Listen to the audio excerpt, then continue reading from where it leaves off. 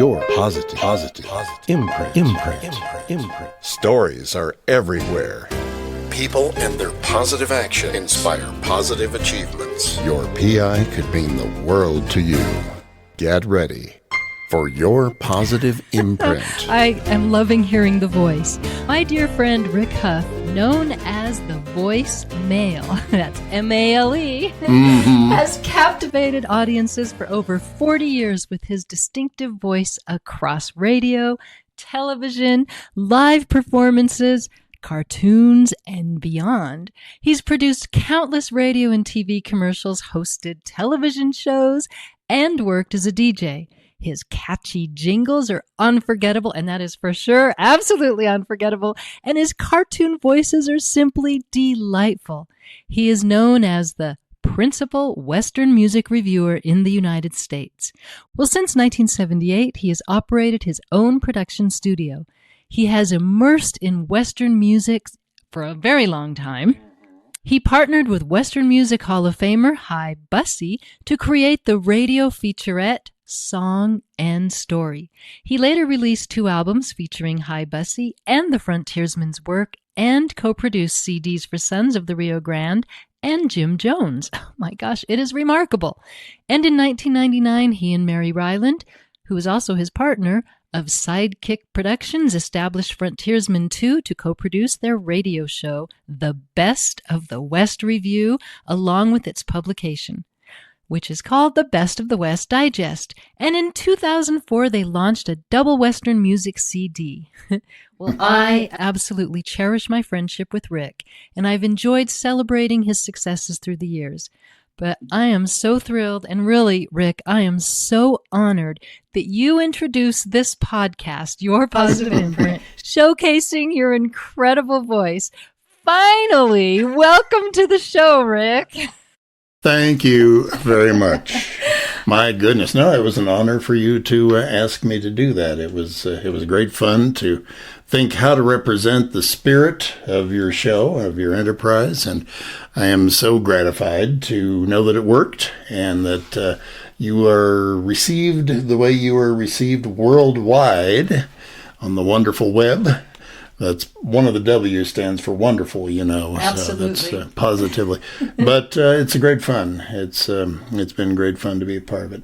Oh, thank you. And I remember being in the studio with you as we were doing it, and we were using Chris Knowles' music, Gumbalaya, and you absolutely loved that piece and playing around with it to get those perfect sounds for the introduction, and you accomplished just that. Thank you. No, that's an inspired piece of music. He's an interesting cat, and you have shared some more of his music with me, and I still play it and still love it. I know that Chris will be thrilled to know that you are still playing his music. So let's go to you, Rick Huff. Oh dear, where do I start? What? You know, I've known you for so many years, and through all those years, I've heard so many different voices, and you have this voice that is incredible for the radio. And we've heard you on the radio growing up, your commercial jingles, and then here we are sitting at Popejoy Hall in New Mexico, and here comes Rick. The Mariachi Christmas. Yeah, the Mariachi Christmas every year. I've been honored to be part of that for 30 years now, and just attended it this last December again. And I'm sitting there listening to various interpretations that I did, saying, I could have hit that one just a little differently. If I just kind of emphasized that one right there. No, my late wife Anna was Hispanic and Native American and Jewish, and the general mutt blend of people and cultures that we have in the world and Southwest in particular. And she was bound and determined when we first started out. She says, "I'm going to break you of those Anglo vowels." Yeah, I'm going to. So it let me do things like Mariachi Vargas de Tecalitlan, and that's the one that I was real late in developing, the Lan, to get that L sound, but it's just, you don't say it, you blow it. at the side of your mouth. And I used to click it too much. We're going to kind of go back to your childhood. Oh, dear. There goes your entertaining voices, which I just love.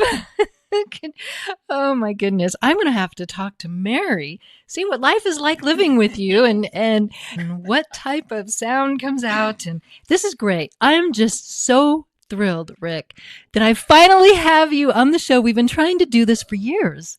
We've been working at it a while, yeah. You are amongst 220 positive imprints. That's wonderful. Well, congratulations. I think Thank you so much. I think it's a testament to what you're trying to do. The whole concept that you told me about when you said, okay, design how this thing opens up, design what the intro sounds like, and you were telling me what your goals were and everything, and I thought, gee whiz, what a nice seed to be planting, and watch the trees grow as people find something that relates to them specifically, or that they can benefit from, or experience that somebody else has had that they can incorporate into their lives. How incredibly valuable. What a gift to be able to give. Well, thank you so much. I appreciate that. So did any of your teachers ever tell you have a voice for radio? No. So what brought you into it? Was it the music? Was it Western music? Was it because you DJ'd? Yeah. I started, well, actually, I did an personal assessment on my career, and it seems like I've fallen into everything. It just, the opportunity opened up, or somebody did something that let me do something. But when I tried to initiate it, it generally goes a little south. Looking back, that's pretty much the way it was. Started out at the University of Albuquerque in the theater department. I was determined to be a theater major, was starting to work toward it. And the faculty advisor of the radio station out there was the theater professor, Jim Morley, out at the University of Albuquerque. And so I was invited to run a spoken word show that was on there where we played all the old Cadman performances and spoken things, because it was block programming at the time. And block programming means you have a certain period of time devoted to a certain subject, and then you switch. Go to a folk show, or you go to an acid rock show, or whatever it happened to be. And so that's what they did. And I wound up being the general manager of the student station that was out there that had been set up by Mike Langner of KDEF AM. This was KDEF FM that was out at the University of Albuquerque. And we were responsible for 3 hours a day to fill. And so I wound up being the manager. Well, in 1968, my draft notice came because I wasn't taking quite enough hours. I was one of the last of the draftees. The lottery system came in when I was already in the military. I would have gotten picked anyway, even with that. But then I got out of the Army in 2 years and came back to the University of Albuquerque to pick up my studies. Well, one of the directing students out there was the current general manager of the station, and he invited me to come back on the air again. So I went on the air and again became manager of that station. And one day I was up there doing my show, and I get a call, and it was from a gentleman down in Albuquerque who had just had a DJ walk out on him and left him running the station by himself, which is this kind of broadcast story that a lot of people who are DJs will be familiar with. And he said, can you come to work for me? And I fell into that one and started doing his station for a while. It was KBNM, and it was a mix of religious and popular music. However, that went together. And so each time I got into different broadcasting situations, I kind of fell into it. And so I was doing work on DJing and still working at the student station at the same time. And I started having to miss classes. And I finally said to myself, okay, why are you missing classes? Well, because of your job. Well, why are you in classes? To train to get a job. I think I'm seeing the handwriting on the wall here, So I finally long and the short of it, I realized that you make money. One of the job securities in broadcasting is being able to make money for the station. You do the commercials, put together the ads. So I started specializing in that and got an opportunity, again through Mike Langner, to start my own business in 1978. And he took me out to lunch one day, and he said, "I assume you know I'm going to offer you a position." And I said, "Well, I kind of thought that's what we were going to talk about." And he said, "First of all, I think it's only fair I tell you I can't pay you anything." Well, talk on. What he was offering was if I would volunteer for the classical station, KHFM, a couple of hours a day to do their production that they couldn't afford to pay for, he would open up the studio and give me, then it was analog tape and supplies to generate revenue however I wanted to. And I stepped off the paycheck and went into my own business that way. And I wondered how I was going to do. The first month I was in business, I made more than twice the highest amount I ever made as a DJ. So I didn't look back.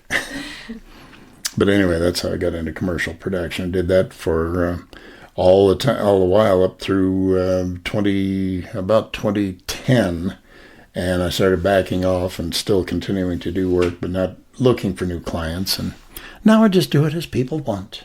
Yeah.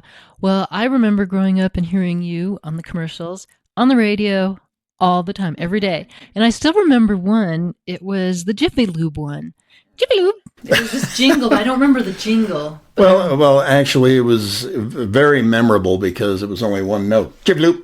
Yeah, and I guess that's why I remember it. Yeah, say, what do you do for a jingle for a lube service that nothing is faster than? You do the world's fastest jingle. Jiffy Lube. So we did the whole campaign off. Yeah, and there were others. We've just heard your voice. And so I never knew. I've known you all these years, and I never knew you were in the military, ever. Never knew that. So you were... I don't wear my army boots quite as much as I used to. No, you don't. Ooh. I love the voices. Well, thank you. No, there's one of them that you were mentioning, Mary, asking her what she would think of living with somebody that goes into characters and stuff. Sometimes I'll come up with some kind of voice that you don't expect to come out of my body, a baby voice or something isn't something that a 75-year-old guy is supposed to be able to do. No, that's talent. Oh, because you also did cartoons. Yeah. So, and you have to really get into character when you're doing cartoons, and some of those are of all different ages. Mm-hmm. Yeah, there was a cartoon campaign that ran here. I don't know if anybody remembers the Goodies restaurant chain that was here during the 70s. It was a local chain, but they had toasters on the tables, and they came up with a campaign, the Goodies Talking Toaster. And I was the Goodies Talking Toaster. Really? So pop into Goodies, the toast of the town. Yeah. Oh my gosh. So, it's silly. Anyway. No, it's not silly. It's memorable. Now, I don't remember that one because I don't remember. Well, you're young, you see. I think you may have been a child when that one was on the radio, but yeah, well, it's memorable, and also you have left a legacy. You are leaving a legacy, and people that you talk to remember voices in cartoons. They remember ads. They remember the Mariachi Christmas, even the powwow, I think, the Gathering of Nations, which is worldwide. Mm-hmm. It's the world's largest powwow, and I am the voice for the traditional talent presentations, the traditional presentations on Thursday night every year of the week that the judging for Miss Indian World goes on, which is part of the gathering. And been very honored to have been part of that since it started. We were talking about the University of Albuquerque. Derek Matthews started the powwow in the gym at the University of Albuquerque, and he was expecting it to, he called it the spring powwow when it first happened, and he was expecting a crowd of maybe 10 drums or 20 drums or something, not even 20 drums. Well, he had 500 people show up. There were people in a circle all the way around the gym. And the power of those drums, anybody who has been to the gathering and has heard what those drums sound like when they're going, the power was so high that it dropped chunks of plaster off the ceiling. I remember reading that. It really happened. And so by the third year, it was in the pit, University of New Mexico. And finally, now, of course, has gone to Expo New Mexico and is in Tingley annually. And it's always right at the end of April. Will be again this year. And hopefully I will be asked to be a part of it again. I'm sure, because everybody who hears that voice knows it is Rick.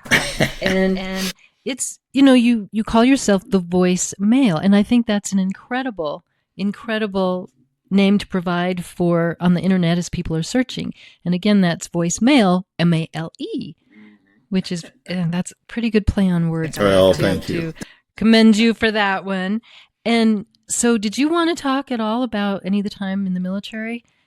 Did you use the military, background? actually, I wanted to work with Armed Forces Radio and Television over there, and I put in for it, but I would have had to enlist for 2 more years, and I wasn't quite up to that one. And that was the end of the Vietnam period, too, so I figured I would be sent over there. I wound up in Germany is where I was, but a lot of the draftees did go to Nam, of course. You never talk about it. So I've never... Well, I could tell you stories, but... We're here to hear stories. Oh, no. These might get you off the air quick. Some of them. I think a lot of people's Army memories are going to be of that particular variety. I respect what you're saying, and I respect that you served in the military. You have so much in your background that it's hard for me to look and say, well, Rick, let's talk about this piece or that or this position, because you have, and I just want to mention a few, because the listeners have been hearing your voice, since December 2018 and over 200 episodes. You have been executive vice president of the Western Music Association in the United States, a music reviewer and columnist. Still am for that, yeah. And I have many articles that you've written regarding review. And I think, again, that brought you the name, the principal reviewer for Western music. And then you've been a member of the Academy of Western Artists, a past board member for Opera Southwest here in New Mexico. The list goes on and on and on. And of course, your work with radio stations, some stuff from Huff, and I definitely don't want to pass this one. You were recipient of a Lifetime Achievement Award from New Mexico Advertising Federation. That's a Lifetime Achievement Award, and congratulations. Oh, thank you. I produced over 10,000 commercials over the years and worked closely in the ad community here and was fortunate to be part of a lot of award-winning campaigns, and have created quite a few of them and have more than 200 local, regional, and district national. Wait, how did I leave out national? Yeah, national, regional, and local Addy Awards over the years. So yeah, been fortunate. People are possibly wondering, is this iwesternmusic.org showing up on their screens as we speak? Yes, it is. Those that go to YouTube, to my YouTube channel, Your Positive Imprint, will see iwesternmusic.org. Yes. And what that's all about is the International Western Music Association, which you mentioned. And that's where you can find the reviews and what we work to do, and columns and everything in promoting Western music. A lot of people don't know what Western music is. They get confused with Americana, and we work hard to try to differentiate it.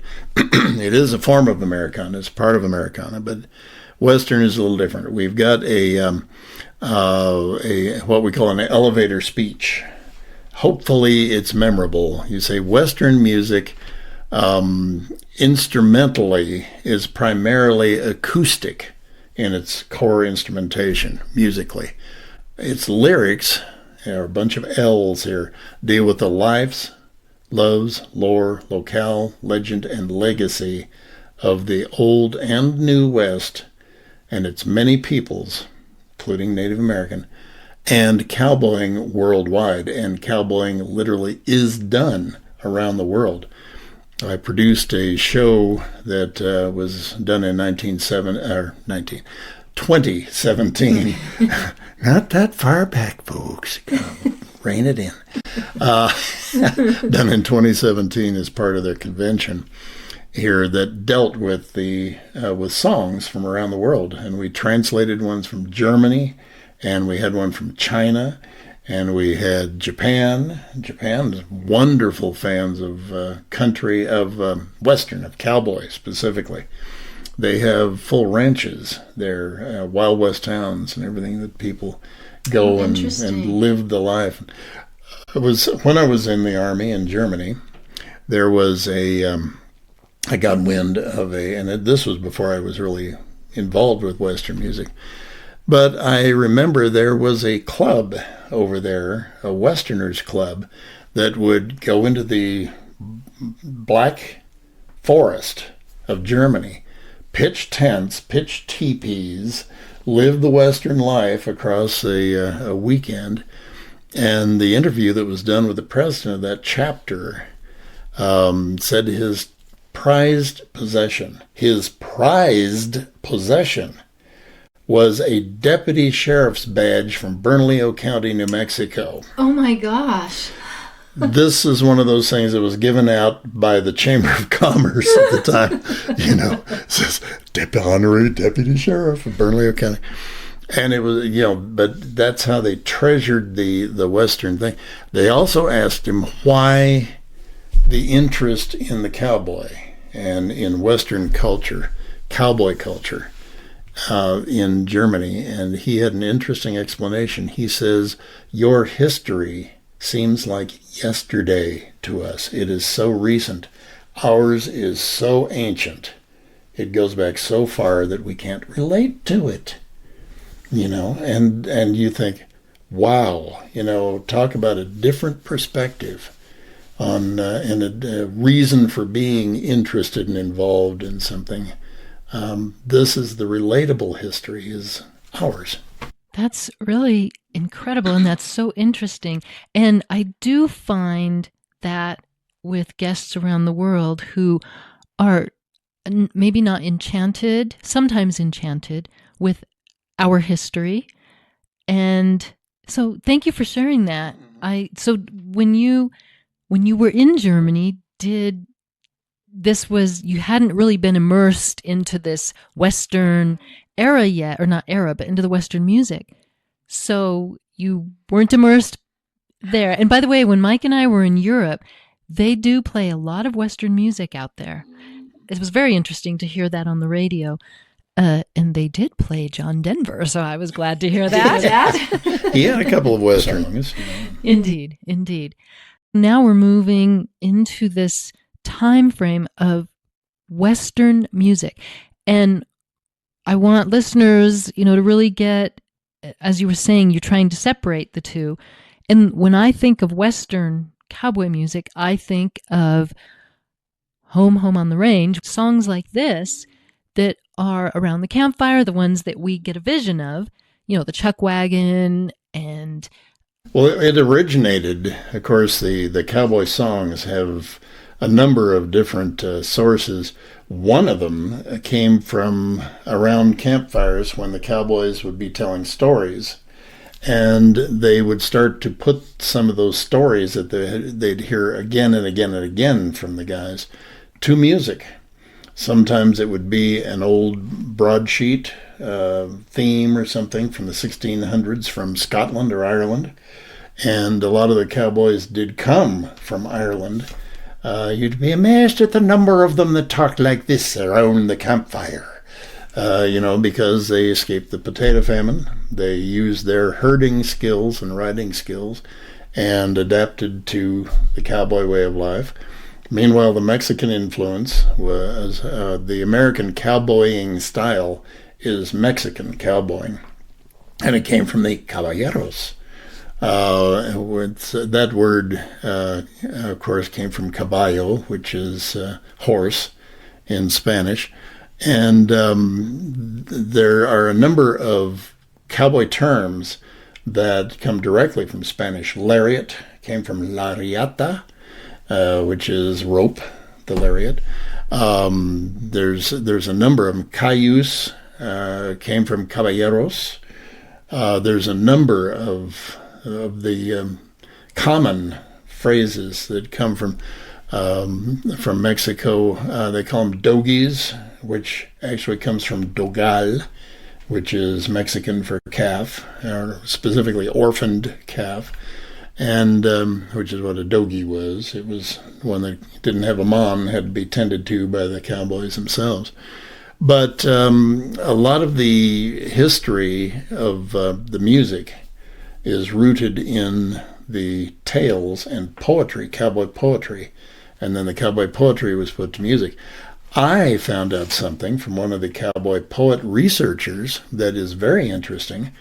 A lot of those European cowboys, the guys who were born in Ireland, Scotland, England, and came out west and cowboyed, had William Shakespeare's sonnets in their saddlebags along with their Bibles. Those were the two books they carried. And if they would read those sonnets, no wonder the stories and the poems converged, became some of the cowboy poetry was able to be created. So I think the poetry has even more roots in the Irish and Scottish side of the history than people realize. I love that. And the reason I love that is because, well, the history, and it's so cultural. Mm-hmm. And people, we take for granted language, we take for granted how we live life, and that we forget that how we live life is also mimicked through or from different cultures, etc. I'm really thrilled. So the cowboy poetry, I have, when I've attended some of these Western shows, I have listened to the cowboy poetry, and it's intense. It's intense. You're not listening to a poem about my long lost love. You are listening to poetry about the work of the cowboy. You're listening to the poetry sometimes about what they're seeing at night when they're laying there. And I remember one poem, it was about what they were seeing up in the sky and then what they had to do the next morning, and kind of talking about chores, but it was in not rhyming all the time, but rhythmic. Mm-hmm. And it was awesome. And they have contests mm-hmm. in this cowboy poetry. Certainly, and I think do. You have been a judge before. I have, and I've also, in the reviewing, I've done a lot of reviewing of cowboy poetry books and cowboy poetry CDs. There are quite a few very experienced and worthy craftspeople of the cowboy poetry. You ought to look into it. People who are interested in finding out more about the history of both the music and the poetry itself, they can look up names like Badger Clark, and who's getting ready to be posed, I understand, for induction into our Hall of Fame. But we will see if that comes about. Maybe it will. If you look up cowboy poetry, you'll get a lot of the names, some of the modern masters and the recently deceased masters. There are some from Australia that have got some wonderful, wonderful poetry. Look up by title Where the Ponies Come to Drink. It's one of those that will leave you kind of breathless when you hear somebody really interpret that one well. And that one comes from Australia. That's one of the ones that a lot of the poets have in their repertoire. So you will hear it. And when they do recite, I believe that's part of the competition is how they are coming across with the poetry and the way it's said. So they are storytellers. So not just in the writing, but also in the storytelling of it to make that poem come alive. This has been really made popular by one of the biggest of those gatherings that happens. It involves music too, but it's called the Elko Cowboy Poetry Gathering. And it happens at an insane time of year in snowbound Elko, Nevada. And it's in the dead of winter, and you often wade through snow to get to the events and stuff. But look up that and the Western Folklife Center in Elko. Find out about that, and there's a lot to learn there. There's a lot to look at the different parts of what they do and offer. And the co-founder of that's a gentleman named Hal Cannon, who is a living god in helping bring different cultural focuses into the cowboy poetry scene. It says, well, here's what they're doing in New Zealand, and here's what happens in this part of the world, and here's something else you should consider. And it opens up a big world of this material that people are not aware of. And I admit, until you came into my life, and Mary, I was not aware of all of this that occurred. But since then, I've attended so many of these conventions and have read about it. I read your articles. And so, yes. And so all of this is information and educational. And that's what my podcast is about. So I'm bringing this information and all of your positive imprints. Of course, for me, your friendship is the greatest positive imprint for me. So bless you. Bless you, my child.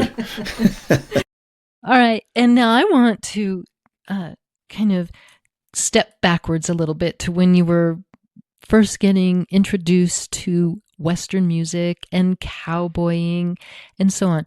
When I met you, you were in cowboy boots and a cowboy hat, and I can see you clear as day. It was at the Highland Theater. And I can't remember the band, though, that was there. That escapes me. But did you ever go cowboying? Were you ever on ranches with the cattle in the cab? What'd you call an open calf again? A dogie. A dogie. Spell that. Did I work the dogies? D-O-G-I-E. D-O-G, okay. And too many people who have not done that kind of work will say doggies, get along little doggies. No. Dogie. But no, I did not do the work, and I'm very quick to make people aware of the fact that I am not a working cowboy, and there is a strong distinction between the people who really do that. And there's a lot of them. There's a song written by Ed Bruce and Donnie Blantz called "You Just Can't See Him from the Road." And the lyric line goes, he's still out there mending fences, and he's doing the work. And he's out there, but you just can't see him from the road. He's down in the gullies chasing the dogies or whatever. And there are still a lot of guys, a lot of ladies too, who make their livings tending to the cattle. And every big cattle operation, now that's something that we can bring up. Every big cattle operation has to have cowboys. And the women who do it are also called cowboys. And don't you say I'm a cowgirl to one of them, or are you a cowgirl? They are cowboys, and that is the job they do. They cowboy, and that is a verb as well as a noun, but very proud of that fact. There are 600 working ranches in the state of New Mexico.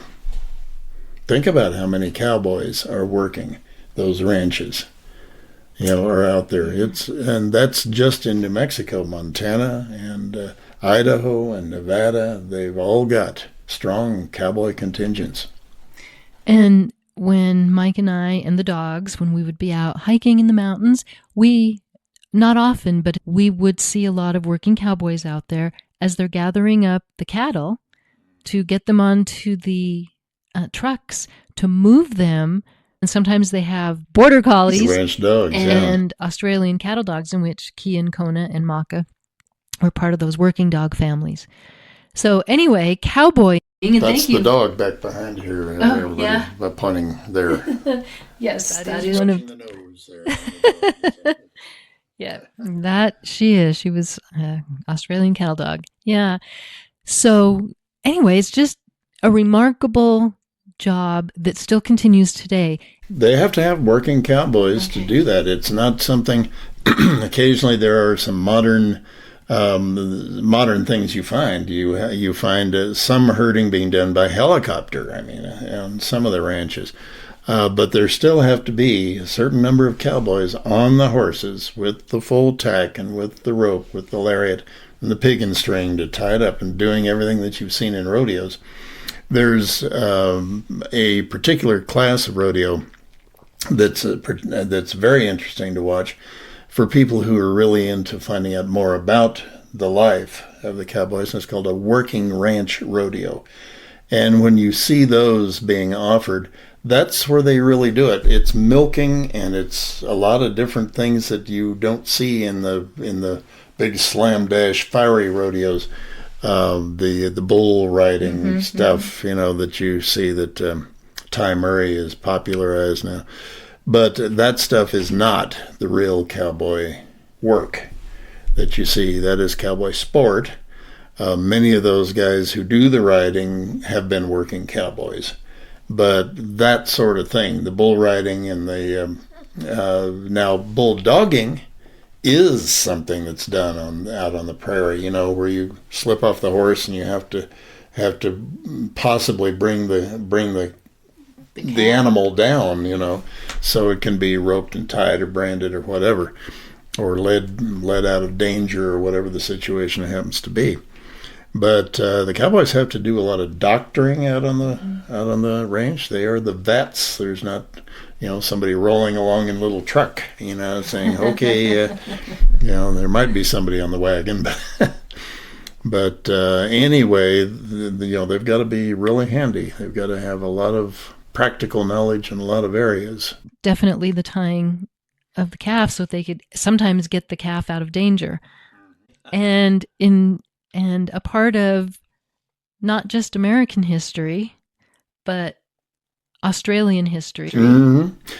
They have a vast network of down there, the ranches are called stations, and the cowboys are stockmen, and so there's different terminology for it, but they are they definitely have the cowboy culture. And one of the fellows who I am proud to have posed for inclusion into the Western Music Hall of Fame wrote hundreds of these stockman songs and cowboy songs from Australia. His name was Slim Dusty.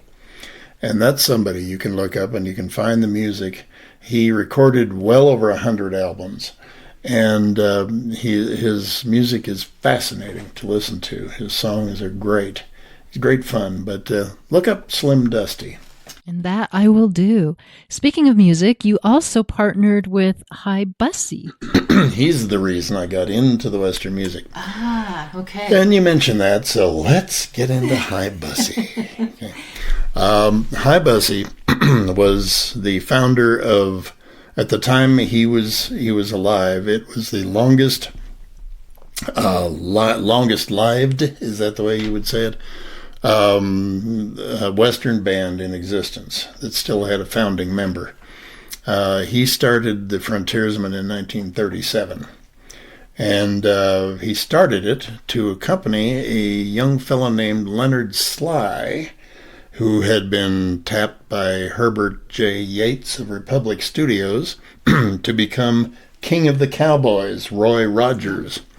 And that all happened because of a contract dispute that Herbert J. Yates and Gene Autry were having at the time.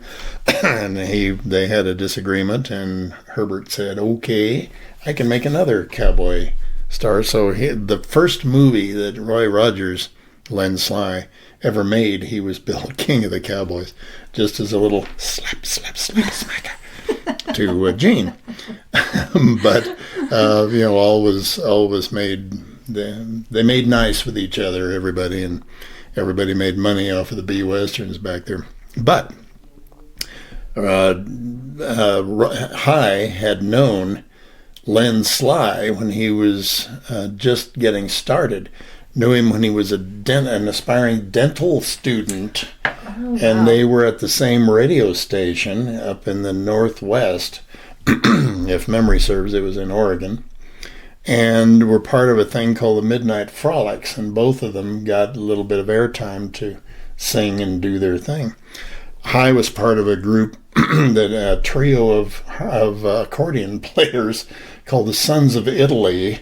None of them being from Italy, but Hi remembered when Roy got the call, or Len got the call to go down and hear these guys who were.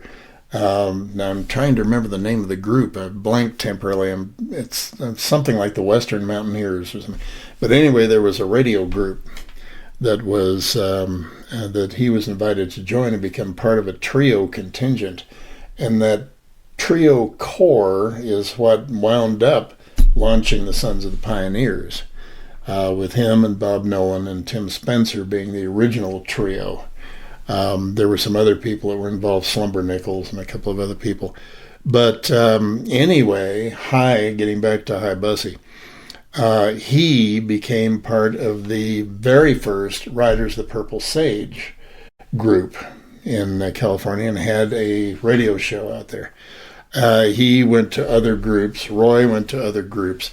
But when Roy got the opportunity to get into the movies, they launched him on a singing tour to promote his first film, which was called Under Western Stars.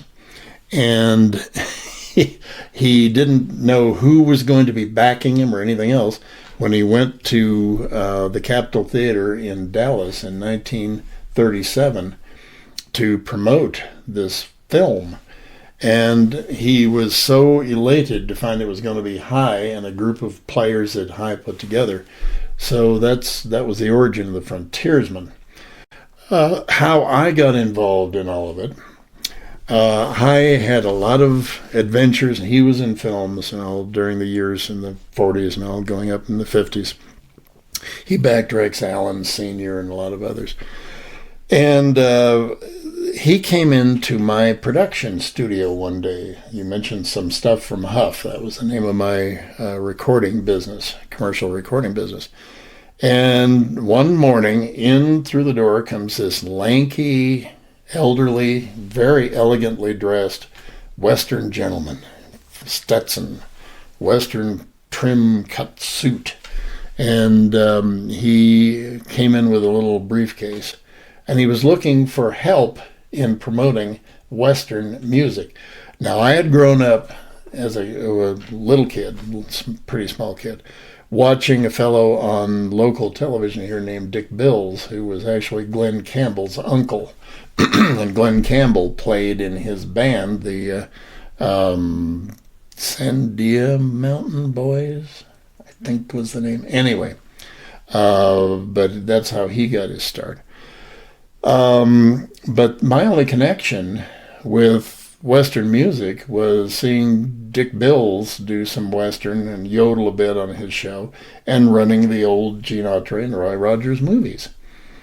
I was one of the kids, of course, who got up to get a Coke out of the refrigerator when the singing started. I wanted to see the bang, bang, bang, bang, bang, bang. I wanted to see that.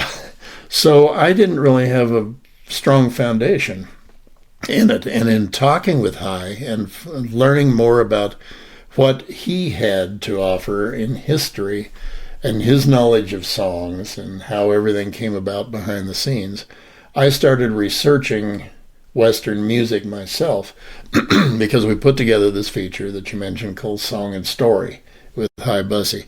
It was kind of, if you remember Paul Harvey's Rest of the Story. I do. He would tell the story and build it and build it and build it and then pop who it was actually about at the end. That's what we did with Western songs. We would tell a story, but I would do it in current time. I would say the year is 1937, or the year is 1946. So-and-so goes to see so-and-so, and you'd hear the footsteps, or the car starting, and we mounted it dramatically that way. Hi narrated it, and we'd say, and that's how The Gambler with Kenny Rogers came to be, or whatever it happened to be, The Gambler being a Western song because it's about poker. But we started producing that, and I wound up releasing old recordings of Hi's to show where he was in the history, because one thing that he didn't care about was self-promotion. Even to the point where he let studios change the name of his group. He would appear in a film with the Frontiersmen, they'd be the Sunrise Serenaders or something. And it made trying to track his history hell. Trying to dig through this. Okay, was that him? Was that them and everything? But anyway, I worked with Hi until he passed away in it was 1983. He came in my door, and we worked together on albums and releases and that radio feature until he passed away in 1994. And when his wife passed away, I suddenly realized I was the only one left who remembered his history. And so I put out an album of his recordings called Hi Partner that had exactly what these recordings were and what he had done and where he had been at a particular time and able to enable certain things to happen. Important parts of Western music history. But that's how I got into it, and I swore to him before he passed away that I would continue every way I could to promote Western music, to make people aware of what it is, what the difference is, what the history and the culture is. And I have held to that promise, and I'm still doing it. Well, and those are amazing positive imprints of yours, because you do it with dignity and you do it with grace. Yes. Grace is a partner in it too. She's a lot of fun. And I appreciate. So you have received accolades from people, but also from organizations. You've been recognized, again, the Lifetime Achievement Award for New Mexico Advertising, but you also mentioned the Addy Award. Well, the Addy Award is the specific award that is given to a campaign or an ad or something. Now it has changed, but back in the time when radio was more of a viable advertising medium than it has become, unfortunately, now. There are many more new avenues. Websites weren't around when I was winning Addy Awards for production in radio.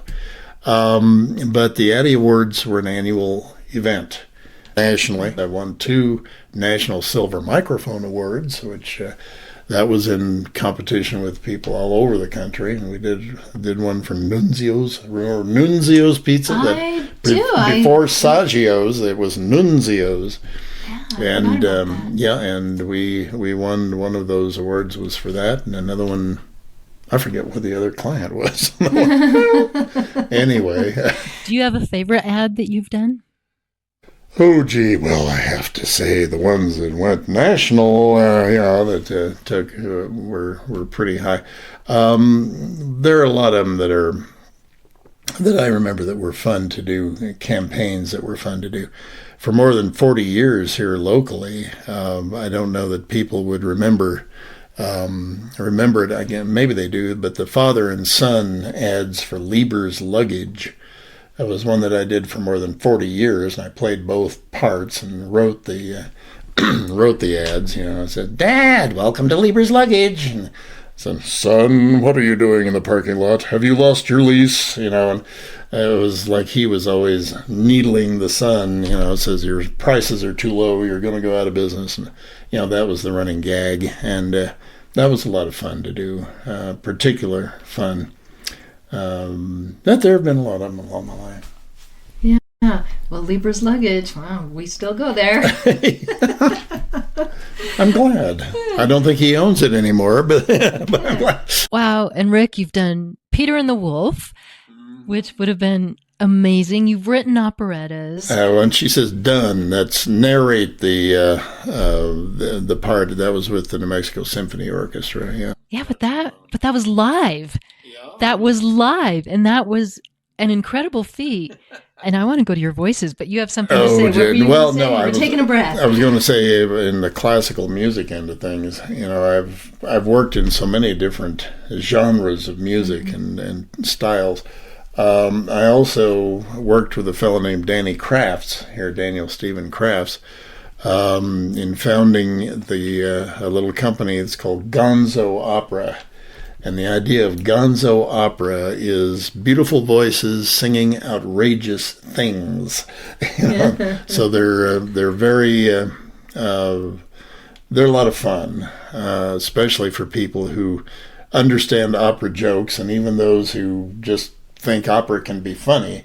Opera can be hilarious, as a matter of fact, and I've been fortunate to have had 4 librettos performed. Here I had one that was done for children. It was that was actually commissioned by Opera Southwest back in the day, and it was called. She had a grant. Justine Tate Opal, had a grant to perform and create operas for kids, and that was to be on the elements and problems that and conservation and themes like that. She did one on water called the H2 Opus, and she asked me if I could do one on air, and I did it, and it was called Gasp, and it was about this mogul who was trying to capture all of the air so he could bottle it and sell it back to the public, and he had a product called Air Apparent. But you can actually see the air you breathe. Oh my gosh! It's like floating yellow clouds there. Yeah, it was very goofy, and it was a lot of fun to do. But I had another one called The Medicine Show. The parenthetical title was Down on the Pharma, and we certainly were down on pharma on that one. Pharmaceuticals? Pharmaceuticals, okay. Yes. PHARMA. And so... down... I got it. Took me a little bit. Yeah, I'm moving too fast for you, child. Oh, dear. The old man is moving. No, but anyway, I got off on a tangent there, but... there's a lot trying to use your creativity in ways that are positive as possible in a time when it's very hard to be positive. I think will win the day in the end. I think people seek positivity, like your program, your podcast. I agree. Your endeavors here. It makes a difference. Thank you. So... there's one thing that we forgot. Oh, as dear. I'm thinking. Is there something I haven't talked about? Yes. It seems like I've talked about the Encyclopedia Britannica. You created New Mexico's first soul, funk, and jazz radio station. Well, I said I'd worked in a lot of different types of music. You did. Yeah. Well, is that station still around? No, it's the frequency that 94 Rock occupies here currently, but it wasn't 94 Rock. That was that student station that we were talking about earlier. When the last time I became student manager, I decided to try to make some inroads in something that wasn't being offered. And since we did not sell commercials, we weren't a commercial frequency at all, we didn't have to worry about sponsorship and specific ratings and everything.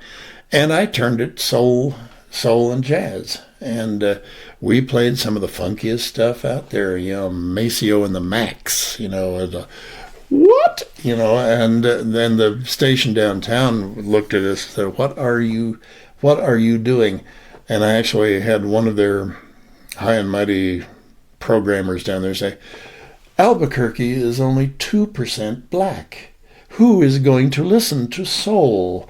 Like Motown was only bought and listened to by African American people.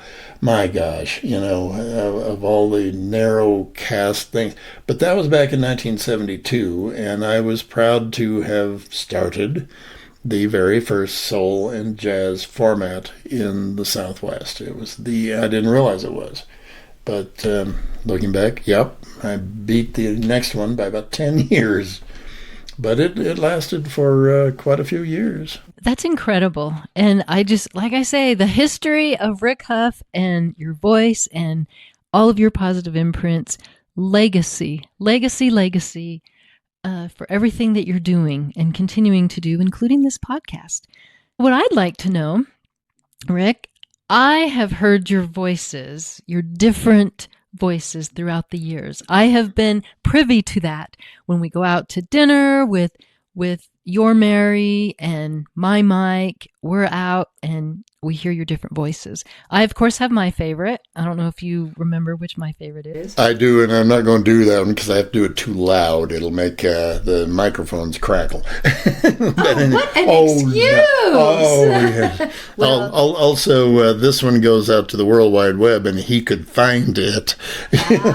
So my favorite, which he won't do, is Bob Dylan. And he does an amazing Bob Dylan. Early Bob Dylan. I don't try the late one. That's a little rough on the voice. So what are your favorite voices that you like to do? Oh, well. And do them. Well, now, what I should say, one of the ways I made a lot of money early on, and I'll admit to it, is doing cartoon voices that were familiar and like most of the cast, if not the entire cast of Sesame Street, the Munsters and all that.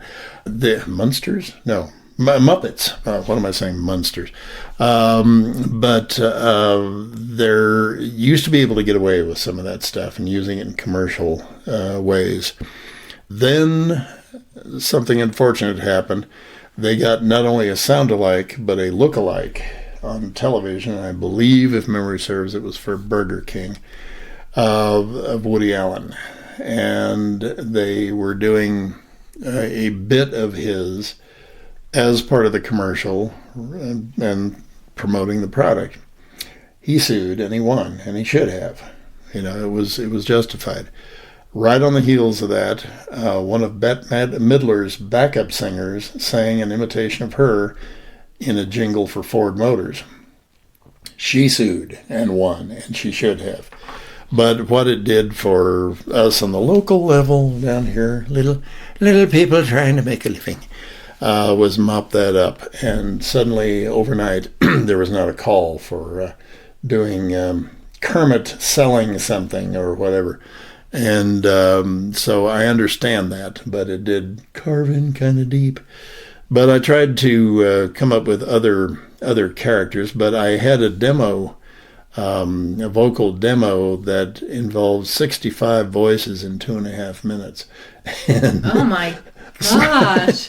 But it was a lot of that. It was Kermit the Frog here, and Miss Piggy, and the whole crew doing commercial things, which was wrong. It was wrong, and I'll admit it was, and it needed to be mopped up. People have a right to their intellectual properties and their specific properties, and you never know if a character voice could be really used for something injurious to the image of that property, of that character. And so I certainly understood, but painful I couldn't do those impressions anymore. But I used to have a lot of fun doing it. Yeah, well, you sure have the talent. I appreciate your thoughts on that, but no, I'm happy with where it landed, and I'll do character voice and stuff in commercials. One of the things, I've specialized in dialects and all over the years. I did a little Irish a while ago for you and everything, but That's something, it's St. Patrick's Day. You can do the leprechaun for people, Every now and then a bakery wants to do something special. Green cupcake icing, or whatever. But one of the things in a market like Albuquerque and in New Mexico, when you move your English, put an accent over the top of it. All of a sudden, you're doing the French or something. People for whom English is a second language have problems understanding it. You've started to distort this sound that they're used to the words coming, and you can actually start to lose a percentage of your intended audience, and that's not fair. It's not fair to do that. So I certainly, again, understand the thinking behind not going down certain avenues. And you don't. I always tried to write things for myself, particularly when I wrote a comedy spot involving a woman. I would never, ever, ever make the woman the butt of the joke. It was always humor on me. And, I was the dunce, or I was the one that didn't know, and she would have the information. Same kind of thing. You have to be sensitive when you're using accents or dialects or something like that in a commercial way, that you're not promoting stereotypes or doing something that somebody could find legitimately offensive. And so I always tried to avoid it. Yeah. Positive imprint. Thank you for sharing that. I always like to end the show with your last inspiring words. Rick, as you're thinking about it, thank you again for being here on the show, Rick. My great pleasure. Okay, inspiring words to live by. I know we are in a particularly tough time right now. There can be moments of desperation when you see things and hear things, and worse yet, imagine things that may or may not come about. But remember, it's a long curve. Life is basically a pendulum, and it swings to the right and it swings to the left. And it very seldom stops in the middle. If it did stop in the middle, we wouldn't be getting anywhere. So take it all with a grain of salt. Take it all with some patience, and see where it goes. I have some friends who read tarot cards, not that I'm highly into that, but they seem to feel relaxed at the moment. They seem to feel that things are going to work out. However that happens, we don't know yet. Or maybe you know by the time you have found this broadcast, this podcast. But find peace in the knowledge that it's gone on a long time. Life continues, and life has its different rivulets and tributaries, and you never know where new aspects of it are going to come from. So give yourself a chance to enjoy it. Rick Huff, thank you so much for being the voice, for the introduction here on Your Positive Imprint. I appreciate you so much. Thank you, ma'am. You can learn more about Rick by going to iwesternmusic.org for international Western music. iwesternmusic.org. And I have Rick here today, so he's going to do the outro. Thanks for listening. Don't forget to sign up for email updates. Follow Your Positive Imprint on Meta, Facebook, whichever way you like it, Instagram, YouTube, and LinkedIn. Thanks for listening. Your Positive Imprint. What's your PI? Get ready for your positive, affirmative, honest, effective, beneficial, good, your positive imprint, ideas, belief, solution, purpose, reason, action, imprint. Stories are everywhere. Catherine Praisewater knows Every positive imprint means something to someone. your PI could mean the world to you. Positive action to inspire positive achievements. Hit the positive button. Go to yourpositiveimprint.com. Your Positive Imprint. What's your PI? If you'd like to buy me a coffee to help fund the production of this podcast, here's how. Go to buymeacoffee.com/yourpositiveimprint, and any support you offer will be greatly valued. Thank you so much for your support and for listening to Your Positive Imprint. So try to change your perspective in order to understand the reality of others. And until next time, enjoy listening to over 200 episodes of Your Positive Imprint. Your Positive Imprint. What's your PI?